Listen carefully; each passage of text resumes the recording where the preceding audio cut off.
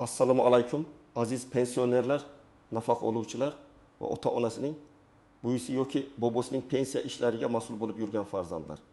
Bugun men juda muhim mavzuni tushuntirib beraman. Avgust oyida ulgurib qo'yish kerak bo'lgan 5 ta ish. Bu ma'lumot faqat pensiya olayotgan odamga emas, butun oilaga tegishli. Chunki bitta hujjat kechiksa, bitta ariza vaqtida berilmasa, bitta bank kartasi muddati o'tib ketsa yoki bitta tekshiruv e'tibordan chetda qolsa, pul kechikishi, to'xtab qolishi yoki o'rtacha ovora bo'lish holatlari yuzaga kelishi mumkin. Men bugun sizga hammasini oddiy tilda, aniq misollar bilan tushuntiraman. Kimlar xavotir olishi kerak? Kimlar shunchaki tekshirib qo'ysa bo'ladi? Qaysi holatlarda pensiya puli vaqtida tushmasligi mumkin? Avgustda aynan nimalarni qilish kerak? Videoni hozirning o'zida oxirigacha ko'ring. Chunki aytiladigan 5 ta ishning bittasini o'tkazib yuborish ham ayrim pensionerlar uchun jiddiy muammo bo'lishi mumkin. Kanalga obuna bo'ling, videoga like bosing. Chunki bunday foydali ma'lumotlar ko'pchilikka kerak bo'ladi. Avvallar ko'pchilik pensionerlar pensiya masalasini oddiyroq tasavvur qilardi. Oy boshida yoki belgilangan sanada pul keladi, pochta olib keladi yoki bank kartaga tushadi. Tamom. Hujjatlar bir marta topshirilgan, pensiya tayinlangan, keyin yillar davomida hech narsa o'zgarmagandek tuyulardi. Lekin hozir vaziyat boshqacha. Pensiya to'lovlari ko'proq elektron tizimlar, bank ma'lumotlari, yashash joyi bo'yicha ro'yxat, shaxsiy hujjatlar, kartalarning amal qilish muddati, nogironlik yoki boquvchisini yo'qotganlik kabi holatlarda qayta tasdiqlovchi ma'lumotlarga bog'liq bo'lib qoldi. Bu yomon narsa emas. Aksincha, tizim tartibli bo'lsa, pul aniq egasiga yetib boradi. Ortiqcha navbatlar kamayadi. Ko'p masalalar avtomatik tekshiriladi.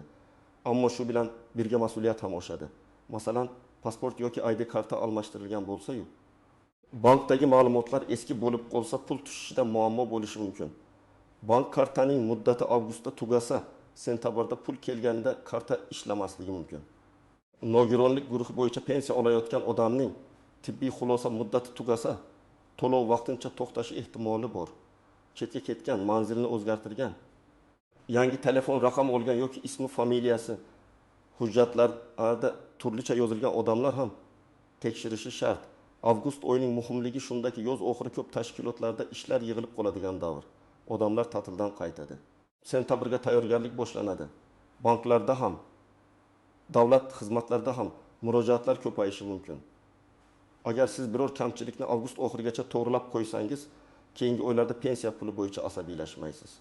Endi asosiy 5 ta ishni batafsil ko'rib chiqamiz.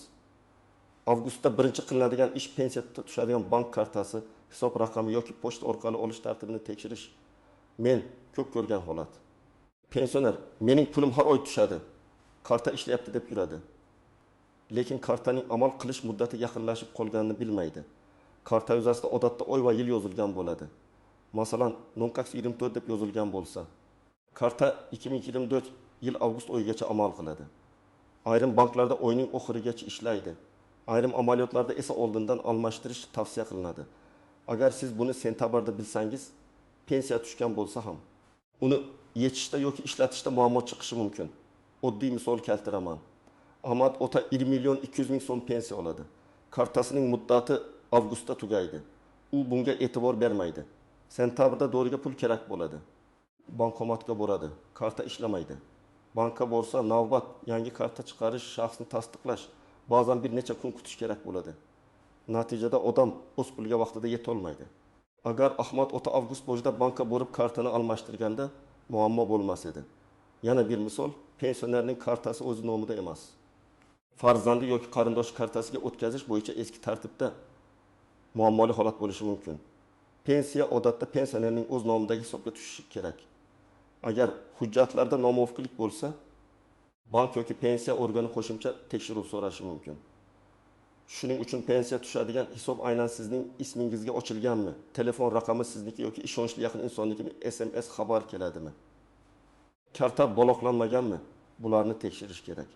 Agar pensiyani pochta orqali olayotgan bo'lsangiz ham, menda karta yo'q, menga tegishli emas deb o'ylamang. Pochta orqali yetkazib berishda ham manzil to'g'ri bo'lishi kerak. Uyda bo'lmasangiz, vaqtida imzo qo'ymasangiz, bir necha marta kelganda topilmasangiz, pulni olish cho'zilishi mumkin. Ayniqsa, avgustda qishloqdan shaharga, shahardan qishloqqa vaqtincha ketadiganlar ko'p. Agar siz bir oy boshqa manzilda bo'lsangiz, pulni kim oladi? Ishonchnoma kerakmi? Pochta bo'limidan olish tartibi qanday? Oldindan bilib oling. Men tavsiya qiladigan aniq qadamlar: kartangizning amal qilish muddatini ko'ring. Bank mobil ilovasida hisob faolini tekshiring. Bankka telefon qilib yoki filialga borib pensiya tushadigan hisobingizda cheklov yo'qligini so'rang. Agar karta yo'qolgan, sinib qolgan, PIN kod esdan chiqqan yoki telefon raqami o'zgargan bo'lsa, avgustda darhol hal qiling. Hujjat sifatida ID karta yoki pasport, bank kartasi, telefon raqamingiz va kerak bo'lsa pensiya guvohnomasi bilan boring. Ikkinchi muhim ish shaxsiy hujjatlar. Pensionerlar orasida eng ko'p uchraydigan muammolardan biri ismi, familiyasi, otasining ismi yoki tug'ilgan sanasi turli hujjatlarda har xil yozilgan bo'lishidir. Masalan, ID kartada O'g'loy deb yozilgan, eski mehnat daftarchasida O'g'loy deb yozilgan, bankda esa O'g'loy ko'rinishida kiritilgan bo'lishi mumkin. Oddiy ko'ringan bitta harf farqi ba'zan tizimda mos kesmaslikka sabab bo'ladi. Avvalgi yillarda ko'p narsa qog'ozda yuritilgan. Xodim ko'rib, ha shu odam ekan deb qabul qilardi. Hozir esa elektron tizimda ma'lumotlar solishtiriladi. Tug'ilgan sana, pasport seriyasi, JSSHIR, ya'ni shaxsiy identifikatsiya raqami. Ro'yxatdan o'tgan manzil, bular mos bo'lishi kerak. Agar ID karta almashtirilgan bo'lsa, bankka bu ma'lumot yetib borganmi yoki yo'qmi, pensiya ishida yangilanganmi, tekshirish foydali. Kimlar ayniqsa xavotir olish kerak? Birinchidan, yaqinda pasportini ID kartaga almashtirganlar. Ikkinchidan, familiyasi nikoh, ajrim yoki boshqa sabab bilan o'zgargan ayollar. Uchinchidan, yashash manzilini boshqa tuman yoki viloyatga ko'chirganlar. To'rtinchidan, uzoq vaqt hujjatlarini yangilamagan, eski pasport bilan yurgan yoki yaqinda biometrik hujjat olgan odamlar. Beshinchidan, pensiya tayinlanganidan keyin bankdan almashtirganlar. Masalan, Malika aya Toshkent viloyatida pensiya olgan. Keyin farzandi yoniga Samarqandga ko'chib ketgan. U ro'yxatdan o'tish manzilini o'zgartirgan, lekin pensiya bo'limiga bu haqda xabar bermagan. Bir necha oy pul tushib turgan. Keyin qo'shimcha tekshiruvda manzil bo'yicha savol chiqqan. Ayol yana eski tumanga borishga majbur bo'lgan.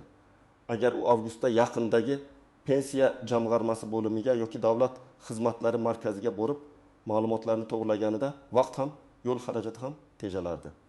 Bu ishni qilish uchun nima kerak?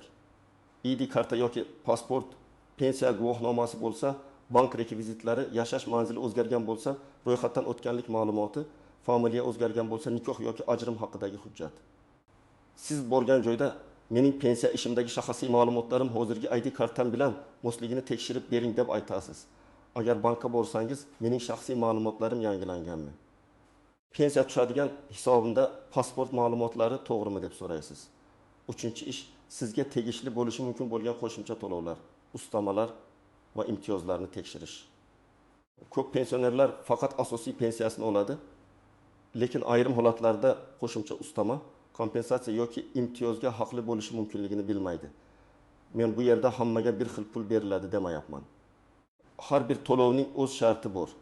Lekin aynan shartlarni bilmagan odam puldan quruq qolishi mumkin. Masalan, yolg'iz yashovchi pensionerlar uchun ayrim hududlarda ijtimoiy yordam, parvarishga muhtoj keksalar uchun alohida xizmatlar, nogironligi bor shaxslar uchun qo'shimcha imtiyozlar, urush yoki mehnat faxriylari, ayrim mukofot egalari, zararli mehnat sharoitida ishlaganlar uchun qo'shimcha hisob-kitoblar bo'lishi mumkin. Shuningdek, pensiya miqdorini qayta hisoblashga asos bo'ladigan ish staji yoki ish haqi hujjatlari topilgan bo'lsa, murojaat qilish mumkin. Real holatni tasavvur qiling. Sobir ota 30 yil zavodda ishlagan, lekin pensiya tayinlanayotganda faqat 25 yillik staji hisobga kirgan. Chunki 5 yil ishlagan korxona arxividan ma'lumot topilmagan. Oradan vaqt o'tib, o'sha korxona hujjatlari davlat arxiviga topshirilgan bo'lishi mumkin. Agar Sobir ota arxivga so'rov berib 5 yillik ish stajini tasdiqlasa, pensiyasi qayta hisoblanishi ehtimoli bor. Bu har doim katta summa bo'ladi degani emas, lekin oyma-oy 1000, 7000 yoki undan ko'proq farq bo'lsa, yil davomida sezilarli pul bo'ladi. Yana bir misol. Nafisa aya o'quvchisini yo'qotganlik bo'yicha nafaqa olayotgan nevarasiga qaraydi. Bola kollej yoki oliy ta'limda o'qiyotgan bo'lsa, ayrim to'lovlar uchun o'qish haqidagi ma'lumotnoma muhim bo'lishi mumkin. Agar o'qish davom etayotgan vaqtida tasdiqlanmasa, to'lov to'xtashi yoki qayta hujjat talab qilinishi mumkin. Avgust esa o'quv yili boshlanishidan oldingi eng qulay vaqt. Hujjatlarni tayyorlash, ta'lim muassasasidan ma'lumot olish kerak bo'lsa, sentabrda topshirishga tayyor turish mumkin. Kimlar bu masalada albatta tekshirishi kerak. Pensiya tayinlanganda ayrim ish yillari hisobga kirmaganlar, eski mehnat daftarchasida noaniq yozuvlari borlar. Nogironlik bo'yicha pensiya yoki nafaqa oluvchilar, boquvchisini yo'qotganlik to'lovi oluvchilar, yolg'iz keksalar. Urush o'rta mehnat faxriylari, mukofot yoki alohida maqomga ega odamlar. Kimlar ortiqcha xavotir olmasligi mumkin? Agar sizning hujjatlaringiz to'liq, pensiya yaqinda qayta hisoblangan, bank kartangiz faol, shaxsiy ma'lumotlaringiz mos bo'lsa, siz shunchaki tekshiruv uchun bir marta qo'ng'iroq qilib yoki yaqinlaringiz orqali aniqlasangiz kifoya. 4-chi ish ko'pchilik e'tibor bermaydigan, lekin juda muhim yo'nalish. Nogironlik guruhi, tibbiy xulosa, parvarishga muhtojlik, bolalar nafaqasi yoki boquvchisini yo'qotganlik kabi muddatli hujjatlarni tekshirish. Hamma pensiya bir xil emas. Yoshga doir pensiya odatda doimiy bo'lishi mumkin. Lekin ayrim nafaqa va to'lovlar ma'lum muddatga tayinlanadi. Muddat tugasa, tizim avtomatik ravishda davom ettirish uchun asos bormi degan savolga keladi. Masalan, okey guruh nogironligi bo'yicha nafaqa olayotgan odamning tibbiy ko'rik muddati avgust oxirida tugashi mumkin. U pul kelaveradi deb o'ylaydi. Lekin tibbiy mehnat ekspert komissiyasi yoki tegishli tibbiy xulosa yangilanmasa, to'lov keyingi oyda kechikishi mumkin. Bu ayniqsa dori-darmon, davolanish, yo'l xarajatiga muhtoj odamlar uchun og'ir holat. Boshqa misol, takun yoshdan oshgan yoki o'zini o'zi parvarish qila olmaydigan keksa inson uchun qarovchi hujjatlari rasmiylashtirilgan bo'lishi mumkin. Agar parvarish qiluvchi shaxs o'zgargan, boshqa ishga kirgan, yashash manzilini almashtirgan yoki kerakli ariza berilmagan bo'lsa, kompensatsiya yoki ijtimoiy xizmat masalasida savollar paydo bo'ladi. Oila ichida baribir men qarayapman-ku deyish yetarli emas. Tizim hujjatga qaraydi. Avgustda nima qilish kerak? Avvalo, barcha muddatli hujjatlarni bir papkaga yig'ing.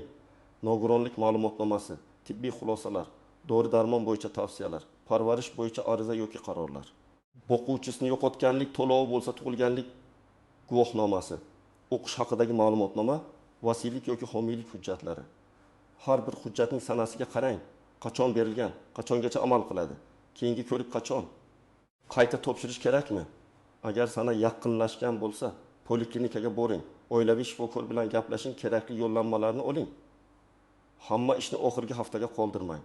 Chunki tibbiy ko'rikda tahlillar, mutaxassislar xulosasi, navbat, komissiya kuni bo'lishi mumkin. Bir kunlik ish deb o'ylagan narsa 2-3 haftaga cho'zilishi mumkin.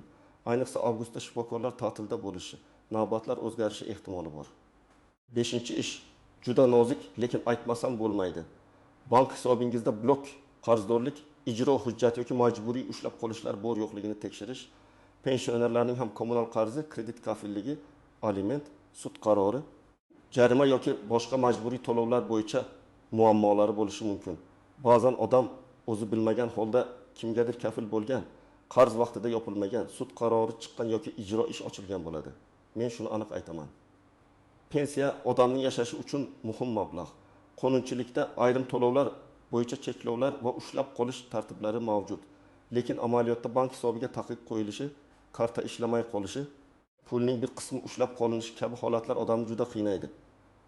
Shuning uchun oldindan bilish eng to'g'ri yo'l. Masalan, Qodir ota o'g'lining kreditiga kafil bo'lgan. O'g'li bir necha oy to'lamagan. Bank sudga bergan. Ijro hujjati chiqqan. Qodir ota pensiyasi tushgan kuni kartadan pul yechmoqchi bo'ladi. Lekin hisobda cheklov borligini biladi. Endi u bank ijro byurosi sud hujjatlari bilan ovora bo'ladi. Agar avgustda oldindan tekshirganida hech bo'lmaganda vaziyatni bilib, to'lov jadvali yoki tushuntirish bilan murojaat qilishi mumkin edi. Yana bir holat, pensioner kommunal to'lovlarni farzandi to'layapti deb o'ylaydi. Farzandi esa keyin to'layman deb yuradi.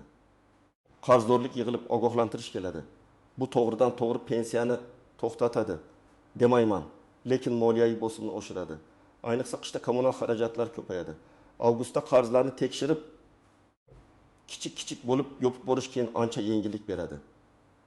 Nima qilish kerak? Bankka boring yoki mobil ilovadan hisobingizda blok yo'qligini tekshiring.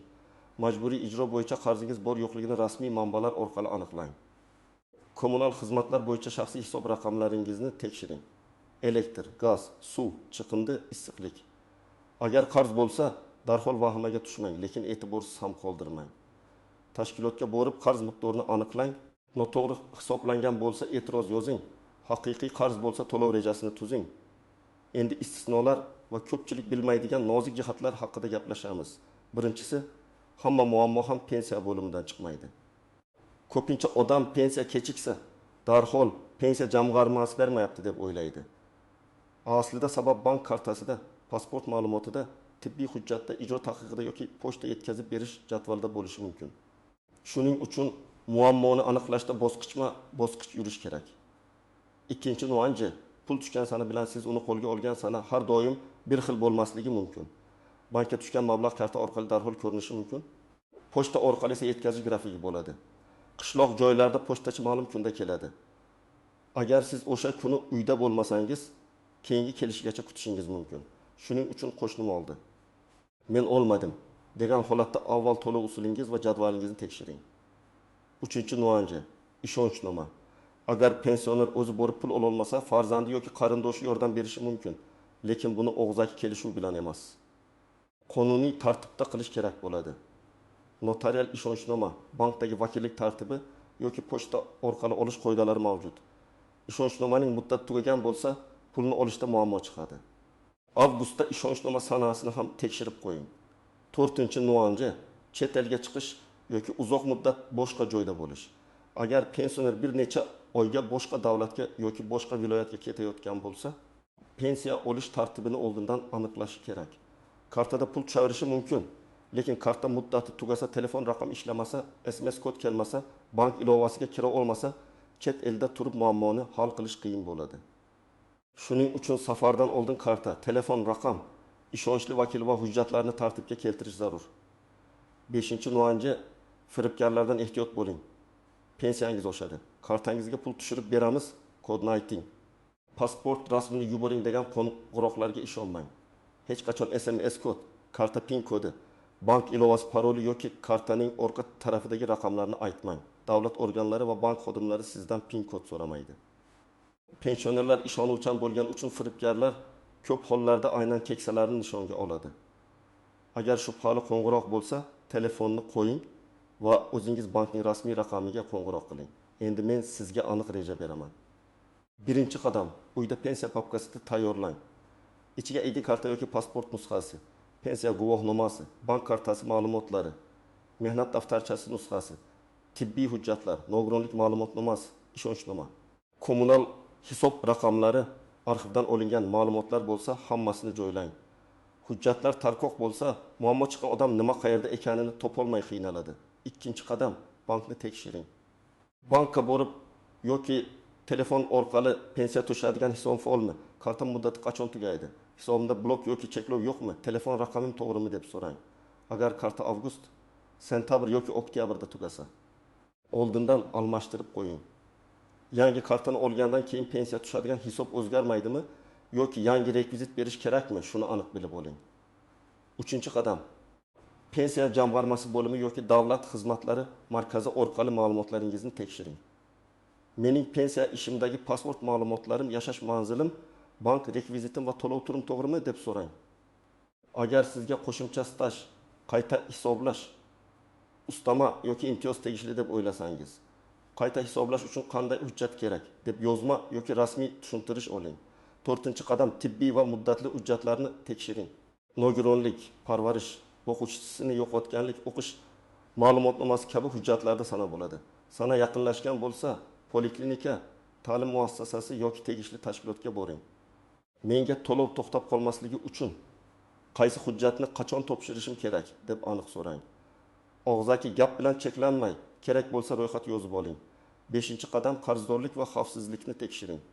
Kommunal qarzlar, kredit kafilligi, sud yoki ijro hujjatlari bo'yicha holatingizni aniqlang. Shuningdek, yaqinlaringizga ayting. Pensionerning telefoniga kelgan SMS kodlarini hech kimga aytmasin. Kartani begonalarga bermasin. Bank nomidan kelgan shubhali havolalarni bosmasin. Agar pensiya internetdan foydalana olmasa, farzandlari yordam bersin. Lekin hamma ishni pensionerning roziligi va qonuniy tartibda qilsin. Demak, avgustda ulgurish kerak bo'lgan 5 ta asosiy ish shular: bank kartasi va to'lov usulini tekshirish, shaxsiy hujjatlarni moslashtirish, qo'shimcha to'lov va ustamalarni aniqlash, tibbiy va muddatli hujjatlarni vaqtida uzaytirish. Qarzdorlik hamda bloklanish xavfini tekshirish.